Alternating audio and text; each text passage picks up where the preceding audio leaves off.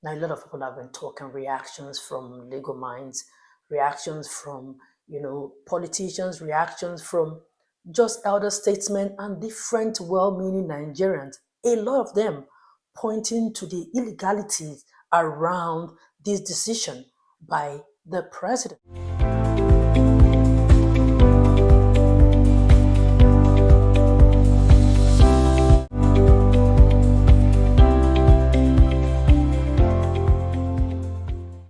You see, the happenings in Nigeria is so much, and at the rate they are coming out is so quick and so fast that one can hardly keep up. Like I was saying, we started from one stage and we're on another stage, following one story, and before we can even finish dissecting that story, another comes up. So the one that has been trending now is the one about River State, where the president Bola Tinubu declared state of emergency, suspended the governor Sim Fubara and his deputy Ngozi-Oyelude. Now, a lot of people have been talking reactions from legal minds, reactions from, politicians, reactions from just elder statesmen and different well-meaning Nigerians. A lot of them pointing to the illegalities around this decision by the president. After removing the governor and his deputy, he appointed a sole administrator. And people question what rationale, on what grounds are you going to do that?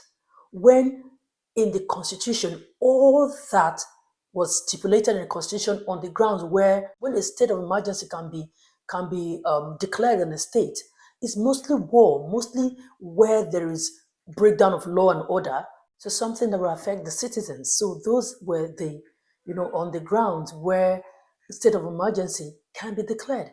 So far that we know, these are not the case in River State. So people are asking, why did you do it? And in any way, you are putting the cart before the horse, or be the horse before the cart. It's like this is something that should have been sent to the House of Assembly, the National Assembly, beg your pardon, for them to give their approval. But the president, for whatever reason, did not even wait for that to happen, declared state of emergency, removed the governor and the deputy, installed a sole administrator, and the sole administrator has been sworn in.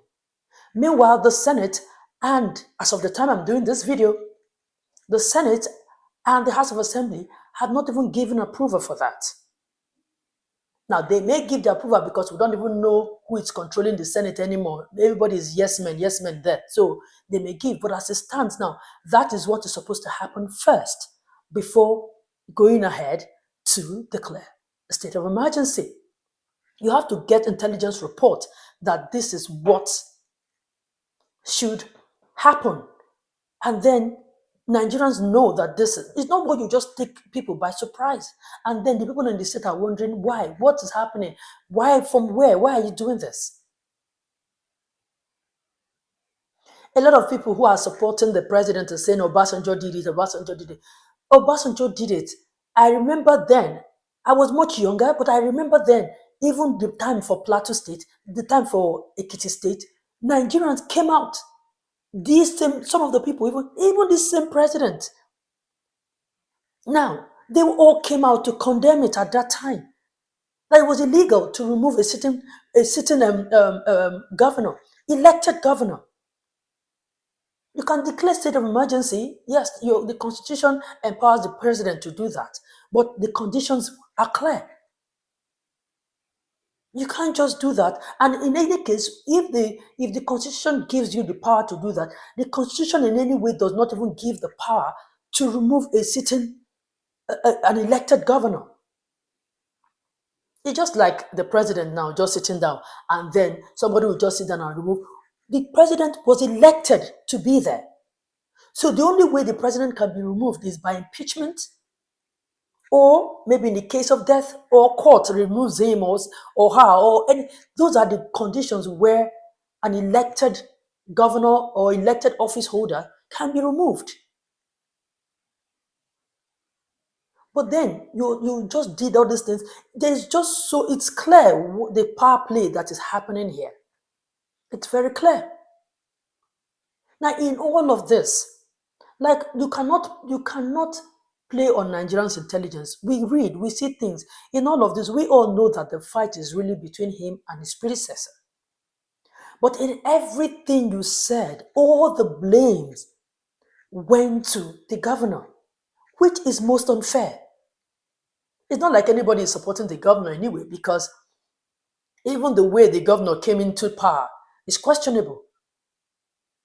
Nobody, it's sad that people have to do this in support of the governor, but people are not even supporting the governor per se. It's the process. Don't allow this kangaroo judgment or anything to stand, or order to stand, because it's setting bad precedents. That is why people are not when you see people coming against this thing that the president did, is not in support of Ubara. Let that be clear. It is to safeguard what the Constitution says, so that we're not running a country that is like anyhow, or people just doing things in any way they like. Because you see, when President Obasanjo did it, people called him to order. I really just cannot even remember what happened that time, but eventually, all the people, it was then in Plateau State, that was when Joshua Darie was the governor of Plateau State. Ekiti State, then it was Ayo Fayose. Somehow, everybody came on the president then that this is not right, is not legal. But you see, that is what bad precedents, what it causes. Now, because now everybody is trying to justify because Obasanjo did it, then they're justifying what President Tinubu is doing now. But they are all now blind to the fact that Jonathan did the same thing, declared state of emergency in 3 states: Borno, Adamawa, and Yobe. The one that followed the constitution, which is the president, Jonathan, nobody is quoting that one. Everybody is quoting the one that did the wrong thing, OBJ. Now, Jonathan did the same thing, declared state of emergency, but did not remove the governors of these 3 states, even when he would have done that, because the case where the case at hand when he declared the case of emergency was because of Boko Haram, was because of insurgency. So if he had removed the governors, then it could have been justified, because it would be clear that the problem at hand is more than them. Then the federal had to take over, but he didn't remove them. Everybody is just blinding their eyes to that, and then quoting Obasanjo's own, as if what Obasanjo did was right. It wasn't right. You see, life, all of a sudden, the former Vice President Atiku Abubakar and El-Rufai, that as of 2 years ago, they may not even want to see eye to eye. They are not on the same camp, because they granted a press conference, of course, because of the Rivers issue, condemning what the president did, and then address other issues, including the fact that you're coming out to defend, to condemn this. But the government you were part of, that's OBJ's government, that El-Rufai too was also part of that. I think El-Rufai was the minister of FCT at that time. It was your government that started this thing of this impunity of trying to remove a sitting governor. They had their answers. El-Rufai answered that question. Listen to him. During the Obasanjo administration, in which both His Excellency, the former Vice President, and my humble self were a part of. And it is true that in those cases the governors were suspended. These suspensions were challenged in the courts, and in 2006, the Supreme Court of Nigeria gave a judgment clearly stating that even though by then Darie had been restored to office, but lashed the Obasanjo administration and said that under no circumstances would the emergency provisions in Section 305 be used to remove any elected official. That is the law. The Supreme Court has spoken. No legislation or constitutional amendment has changed that. So that is the law. No one, no person or authority can remove an elected official, whether governor, deputy governor, or member of the legislature, without going through the due process of law. In the case of governor, via impeachment. In the case of legislators, through recall. Those are the only ways you can remove an elected person. You cannot tamper with the mandate of the people. You see how the enemy of your enemy will become your friend. See, all of a sudden, two of them, they're coming now together. El-Rufai and Atiku, they're now together, speaking against Tinubu.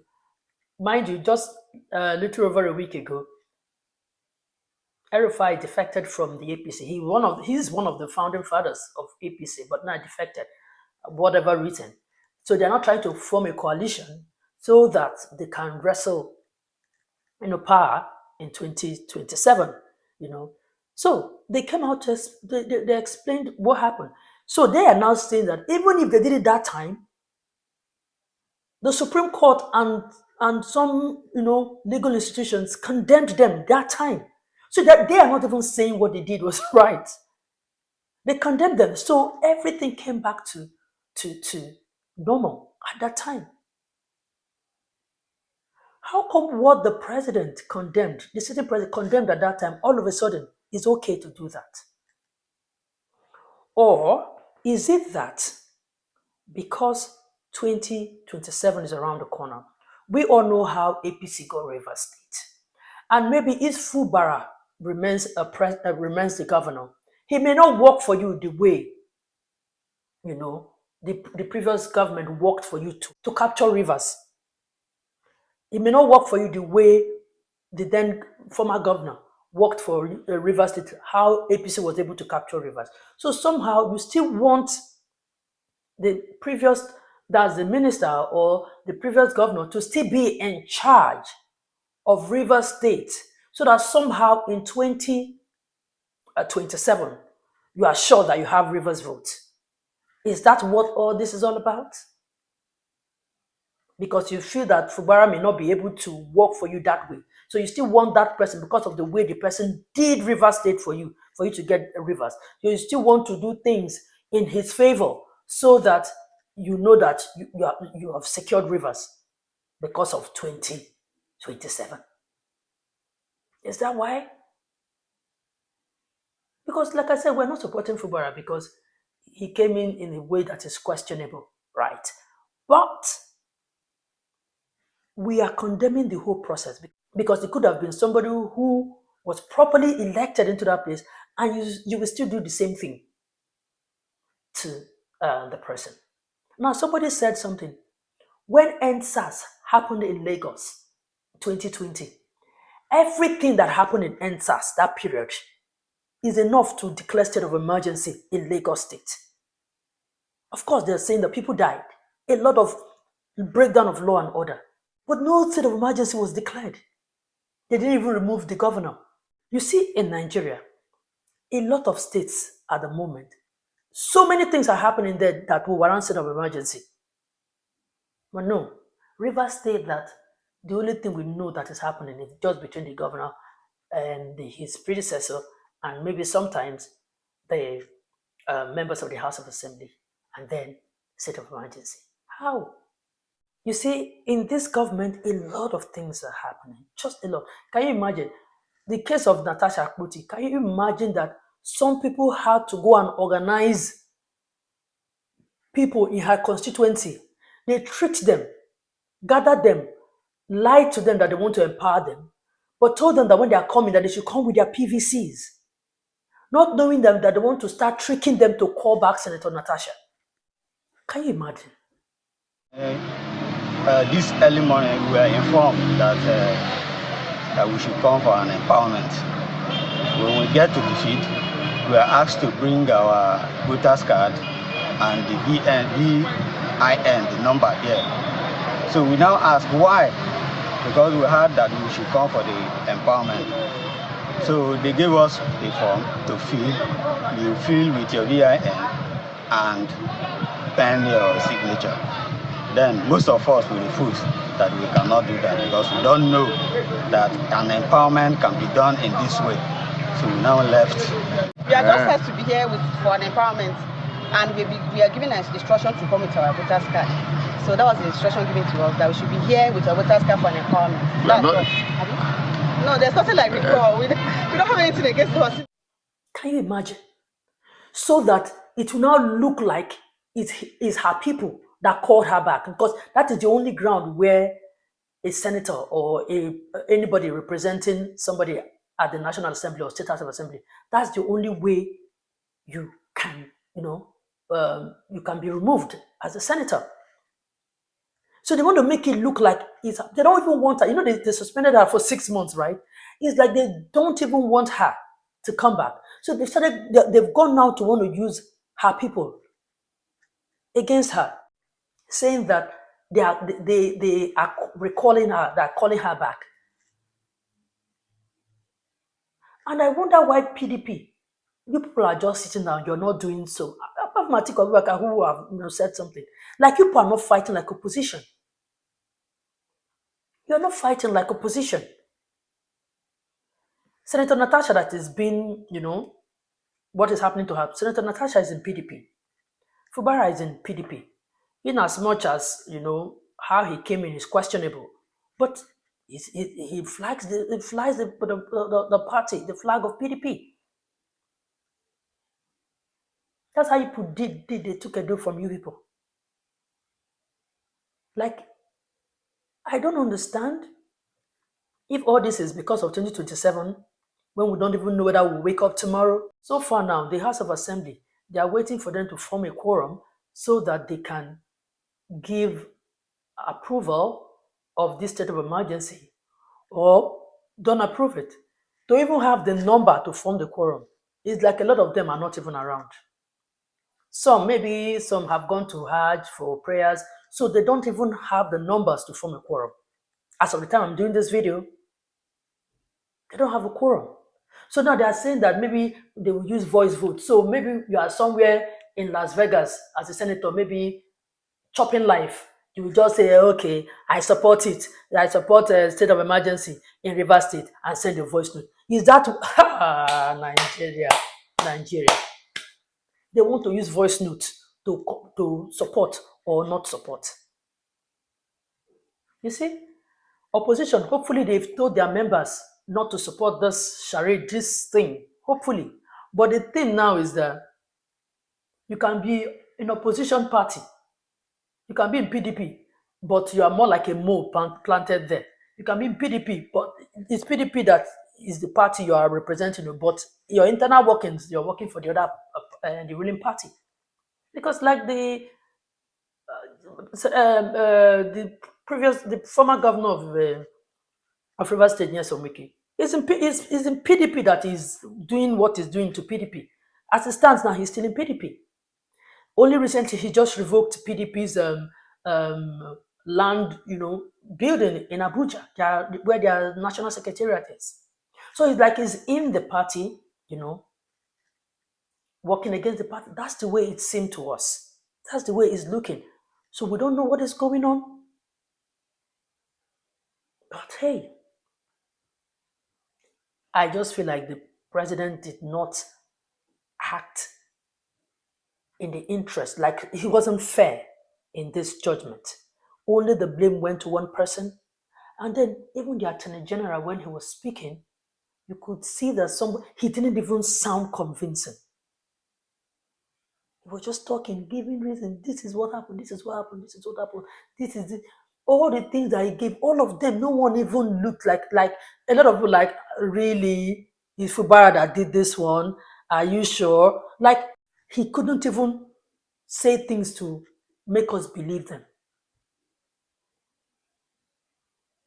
Like you see, everything is just falling apart.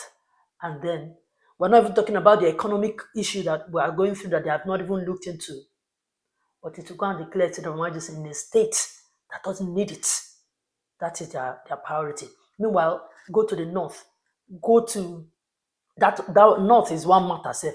Now look at the economy as a whole. They've not declared state of emergency on the economy. But hey, everybody's already working towards 2027. In another 2 months, the president will be 2 years in office, and you are chasing state of emergency in River State. Really, we need to know what your interest is in River State. This is to President Tinubu. Anyway, that's it. Thank you so much for watching. Don't forget to subscribe, like, and share. I see you again in my next video. Bye for now.